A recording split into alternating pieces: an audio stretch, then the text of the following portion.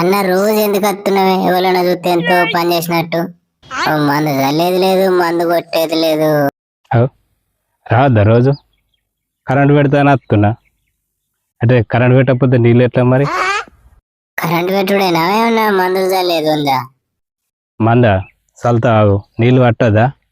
ఒక్క గంట ఆగురికి అంతే, ఇద్దరు మనసులు వస్తారు, పొట్టు పొట్టు చల్లుతారు.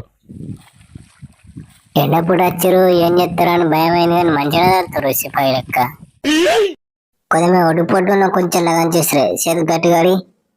ఇంకో 2 సార్లు చల్లలేవే. అబ్బా బిర్యానీ దొరికిన సంబరం అవుతుంది ఇప్పుడు. మంది ఎప్పుడు కొడతావు మరి? పురుగు గోమారు పట్టినట్టు పడుతుంది.